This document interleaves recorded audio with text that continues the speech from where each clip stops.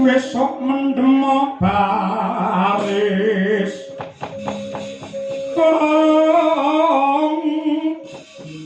Paris Prayitno ya saranta wong ing Dwarawati tinumpas panik wawak Pandhawa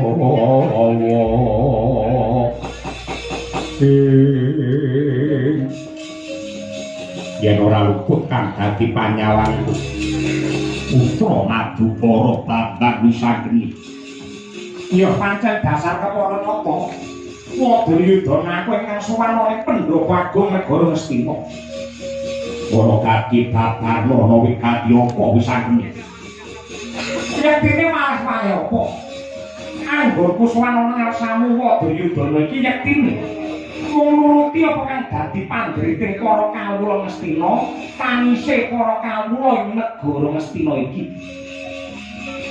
sing rina wengi rumangsa kasiksa batine merga ora ana tandha tandane para pangarsa praja anggene ngayomi marang sagung para kawula dasih ing atase para kawula nandhang karuna larani sandhak lawan boga panandhine pajek malah saya diunggahake satengah paribasan nekak guru rampung teko semono apa wae kan dadi panjangka tumrape para kawula ing banjok lan pintering nalar lan ugi luhuring budi pengerti marang bakal-kaping tansah dialang-alangi dening para penggede negara Ngastina supaya ora ana wong pinter kejaba saka Kurawa ora ana wong pasir kejaba mung pejabat Ngastina kawula yo ajari dimen dadi kawula sing bodho kawula sing goblok yen dadi kawula bodho lan goblok pangurung ora bakal ana critane wani unjuk rasa nuntut marang pamarentah negara Ngastina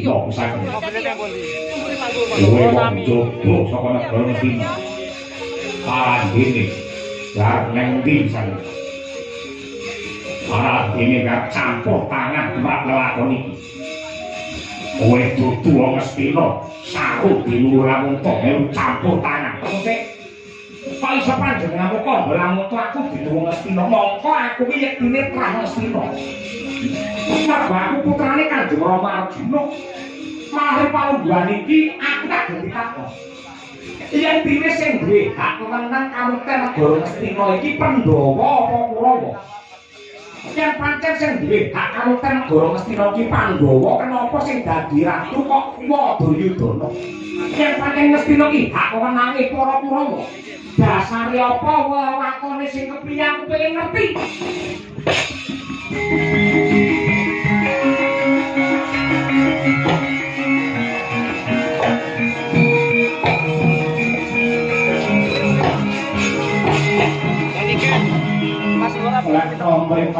dereng bobok iki pujangga kraton Ngastina Manik Sasmita kang dadi aran sing mbok arepake apa menika teko lamun kowe bocah sing lupa karo sejarah kowe lak kandhani negara Ngastina wiwit bubar tatanane rusak kang dadi aturane mergo nalika semono ya kuwi sang Kresna Dipayana ya Prabu Biasa sereh keprabon banjur wisuda Prabu Pandhu Dewanata dadi ratu kuwi klerune Resi Abyasa mongko cetha pramilane kok putrane Resi Abyasa ana telu sing pambaret ya kuwi sang Baskara ana loro Prabu Pandhu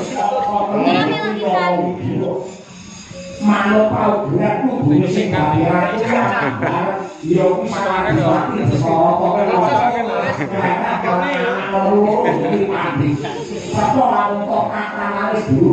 ini wajah-wajah orang yang kecilnya dibalik dengan cara keuangan dan keberangkatan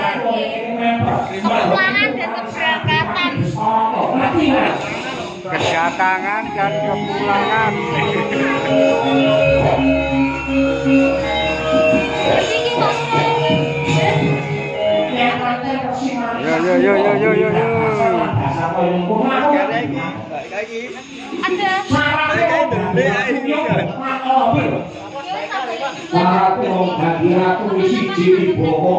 Angka loro Wicaksono, angka telu Prasaja bilengan angka papat ya kuwi Santosa.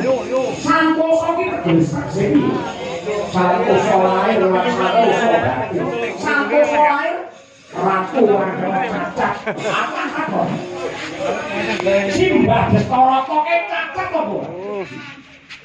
Destara mongko kae kita netra cala bina karo kancane Manangrem. Kok mau bergerak neh. Yen ratu cala netra cala bina kira krepok dadi ratu ora aku ndobok rame.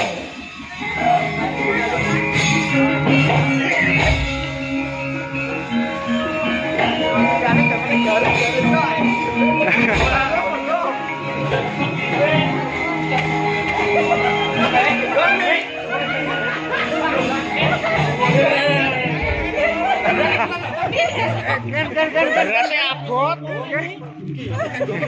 Ngawur. Jalan mio harapan. Bisa demi bukti wonten kali ngomong oleh Iwak Sampurmu. Mang perintah sapa kula mateni wisangkeni. Yen wisangkeni muda jaroko nang pendhawa liyane melu ngenes pesaken jauh.